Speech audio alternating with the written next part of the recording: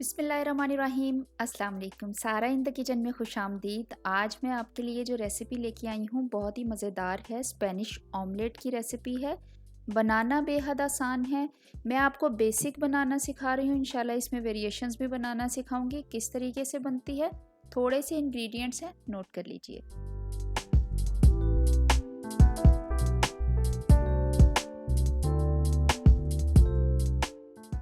Spanish omelette बनाने के लिए मैंने लिए हैं 2 मीडियम साइज़ के आलू और मीडियम साइज़ के ही प्याज हैं। इनको छील लेंगे अच्छे तरीके से और इनको छोटे छोटे काट लूँगी।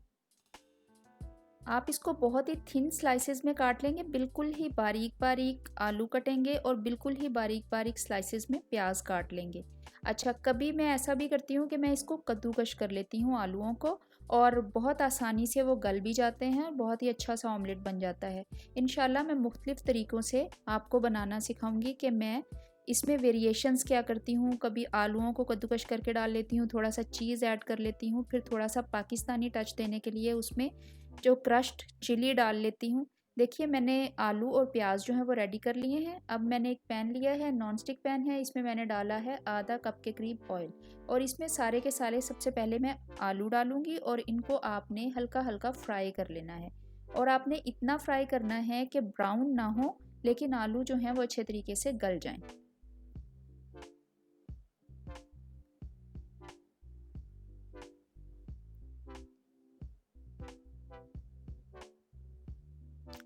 फ्लेम को आप मीडियम रखेंगे और मीडियम फ्लेम पे आप इसको कुक करते जाएंगे।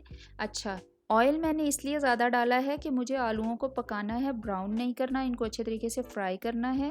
तो फिर बाद में हम ऑयल जो है वो सारे का सारा निकाल देंगे। उसके बाद बहुत ही लेस ऑयल में ये ऑमलेट बनेगा।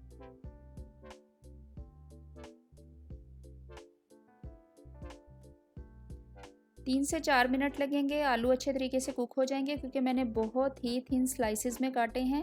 उसके बाद मैं इसमें प्याज डाल दूंगी और इसको भी आपने हल्का सा फ्राई कर लेना है, ब्राउन नहीं करना, ना आलूओं को और ना ही प्याज को।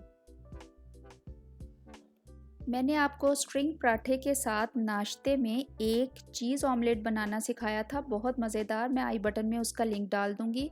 मेरी वो भी बहुत हिट रेसिपी है और मेरी फैमिली में और फ्रेंड्स में बहुत ज़्यादा पसंद की जाती है। उसको भी अगर ट्राई नहीं किया तो लाजमी ट्राई कीजिएगा। देखिए, आलू और प्याज जो हैं वो अच्छे खासे कुक हो गए हैं। इसका ये मतलब आपको पता चलेगा कि जब ऑयल सारा बाहर निकल आए तो इट मीन्स कि आपके आलू और प्याज जो हैं बहुत अच्छे तरीके से कुक हो गए हैं। उन्होंने ऑयल छोड़ दिया है। मैंने एक छन्नी ली है, उसके नीचे मैंने एक बाउल रखा है और सारे का सारा तेल जो है हम छान लेंगे। इसको 4 से 5 मिनट, ये देखिए तेल नीचे आ गया, 4 से 5 मिनट के लिए यूं ही छोड़ देंगे ताकि अच्छे तरीके से नुचड़ जाए। 4 मैंने अंडे लिए हैं, 5 ले लें, 6 ले लें, 7 ले लें, जितनी आपको मतलब क्वांटिटी चाहिए है। 4 अंडे लेके मैंने इसमें डाला है 1/4 टीस्पून काली मिर्च का और आधा चाय का चम्मच ही मैंने इसमें डाला है नमक का। अच्छे तरीके से फेंट लिया है। अब आलू और प्याज गरम ही हैं और इनको हम बस ऑयल इनका 4-5 मिनट इसको ड्रेन किया है और इसको हमने डाल दिया है अंडे वाले मिक्सचर में। अब यहाँ पे आप अगर चाहें तो इसको ढक के रख सकते हैं, थोड़ी सी स्टीम आएगी तो बहुत ही ज़बरदस्त किस्म का ये मिक्सचर जो है वो सेट हो जाएगा। लेकिन मैं इसको थोड़ा फेंट रही हूँ और फेंट के मैंने ऑयल तो सारा निकाल दिया है इसमें से। तो नॉन स्टिक पैन है, उसमें सिर्फ और सिर्फ आधा टीस्पून ऑयल के उसकी जो बेस है वो थोड़ी ग्रीस हो जाए, दैट्स इट। और इसके बाद हम ये ऑमलेट का मिक्सचर उसमें डाल देंगे।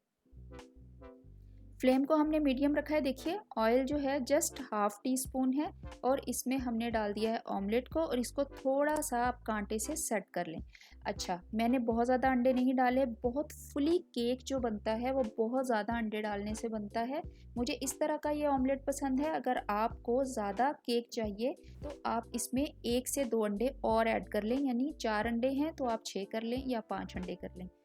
अब इनको आपने देखिए हल्का सा मैंने इसको हिलाया है ताकि मुझे बेस जो है वो थोड़ी सी मैं उसको वो छोड़ दे ऑमलेट जो है, और इसको साइडें भी हटा रही हूँ और नीचे से ये कुक हो गया है। मुझे थोड़ा क्रिस्पी पसंद है। 3 से 4 मिनट आपने मीडियम आंच पे इसको नीचे से पकाना है। फिर ऊपर प्लेट रखी और इसको आपने अप्स एंड डाउन कर देना है, उल्टा किया। एक साइड से देखिए कितना अच्छा कुक हो चुका है और अब हम बहुत आहिस्तगी से नीचे वाली साइड जो अभी कुक नहीं हुई है उसको नीचे कर देंगे और इसको साइडों से आप थोड़ा सा सेट करेंगे। ये देखिए मैं साइडों से सेट कर रही हूँ ताकि वो एक केक की फॉर्म सी आ जाए। और इसी तरीके से जिस तरह ऊपर से पका है, इसी तरीके से हम नीचे से भी इसको 3 से 4 मिनट पकाएंगे। मीडियम टू लो हीट है। अभी मैं आपको हीट भी दिखा दूंगी कि कितनी है, बल्कि जब मैंने पलटा है तो आपने देख ही ली होगी। और इतनी हीट में आपने इसको पकाना है, बेहतरीन सा ये नीचे से कुक हो जाएगा। आलू ऑलरेडी पके हुए हैं, प्याज भी पका हुआ है, सिर्फ हमने अंडे को पकाना है। दैट्स इट, रेडी है। और इसको अब हम डिश आउट करते हैं उसी तरीके से। साइड जो आपको पसंद हो वो आप ऊपर नीचे कर सकते हैं। मुझे ये पसंद है, मैंने ये ऊपर की है। आपको दूसरे वाली पसंद हो तो आप उसको ऊपर कर लीजिए। इसको अभी मैं आपको काट के दिखाती हूँ। थोड़ी सी ये डीप प्लेट है इसलिए आपको इतना फ्लैट लग रहा होगा, लेकिन ये इतना फ्लैट नहीं है। देखिए मैं आपको काट के दिखाती हूँ, बिल्कुल पिज़्ज़ा ही बन गया है। इसके ऊपर आप सॉस डाल सकते हैं कोई भी। अच्छा, मैं इसको चीज़ के साथ भी बनाती हूँ। मैं इसमें हॉट सॉस भी कभी डाल लेती हूँ। कभी मैं इसमें अगर ज़्यादा पाकिस्तानी टच देना हो तो मैं इसमें हरा धनिया, थोड़े से टोमेटोज़ और थोड़ी सी हरी मिर्च काट के डाल देती हूँ। वो भी इंशाल्लाह मैं आपको बनाना सिखाऊंगी। बेहतरीन किस्म का स्पेनिश पाकिस्तानी ऑमलेट बनता है। नाश्ते में क्या मज़ा देता है। चलिए मैं इसको सर्व करती हूँ इस तरीके से काट के। अच्छा, 2 to 3 सर्विंग्स के लिए ये बेस्ट है। अगर आप 5 से 6 अंडे कर लेंगे तो 4 लोगों के लिए ये बेहतरीन होगा। और इसको आप किसी भी सॉस के साथ खाइए। मैंने आपको चीज़ी फ्राइज़ बनानी सिखाई थी तो उसमें मैंने आपको चीज़ सॉस बनानी सिखाई थी। टेस्ट करके बताती हूँ अभी।